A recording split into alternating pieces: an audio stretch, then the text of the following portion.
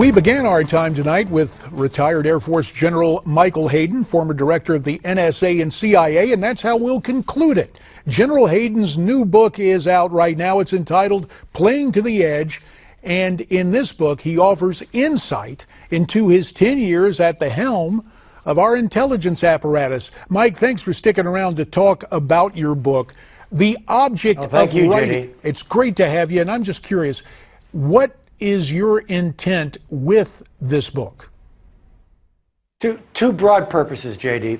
One is to take my countrymen by the hand and, to the degree allowed by law, go ahead and punch in the numbers for the cipher lock and go through the vault door and take them into the world of American espionage and get them to meet the people who do this on their behalf and get to see how it is they largely do it. And again, I've got limits of classification, but I pushed hard to be able to tell as rich a story as I could. JD, this is probably the most misunderstood institution in American life.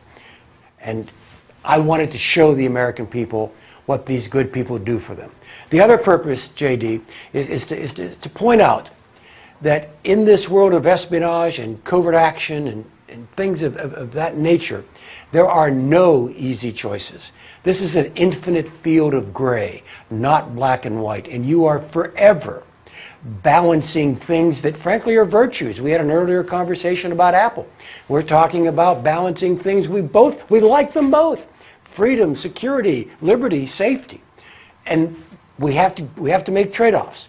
And the people in this profession make those trade-offs to the best of their ability in the spirit of the American values we all share.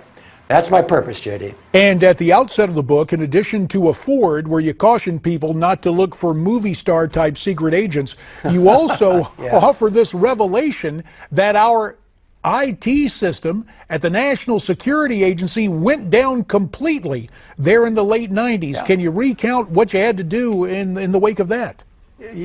Yeah, you bet. I mean, we went belly up. I mean, we were still collecting stuff, JD. We just couldn't move it.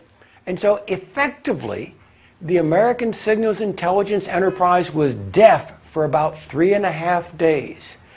I mean, we moved heaven and earth to restore the system. As I said, we didn't lose any coverage, but for 3.5 days, we didn't know what we had collected. I told the workforce, this is a real secret. This is not the back half of a sentence tonight over the dishes that begins with, honey, you won't believe what happened at work today.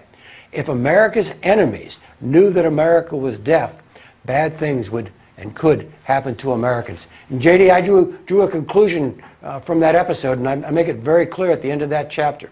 I've been cautious as director of NSA. It's a national treasure, after all. But we were falling behind, and I finally concluded there was no course of action I could set out on that would be more dangerous to the agency than standing still. And obviously, so I began to move. And you had to have reform there, which you brought. Then you moved over to Central Intelligence and the CIA. And during those tempestuous years, a lot happened, and you cover it in your new book. Mike, we thank you for your time. Hope to have you back and talk more about it in the days ahead. Again, the name of the book, Playing to the Edge, American Intelligence in the Age of Terror.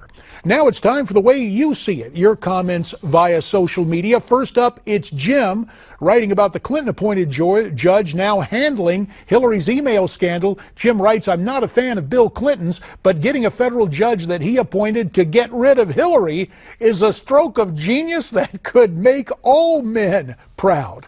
And finally, it's Joe writing in about pundits and Donald Trump. He writes, they never seem to mention that Trump was not in Washington or associated with all those so-called experienced conservatives that were either in a Rip Van Winkle state, completely ignorant, or more accurately, unqualified to repair the damage that this never thought it could happen administration has done to this country. We thank you for those comments and invite you to send your comments as well. Please send them to me at newsmaxtv.com/comments. And this programming reminder, join me tonight for Newsmax TV's post-debate special. Governor Mike Huckabee joins us live, along with Dick Morris and many others. That's tonight, 11 o'clock Eastern, 8 o'clock Pacific, right here on Newsmax TV.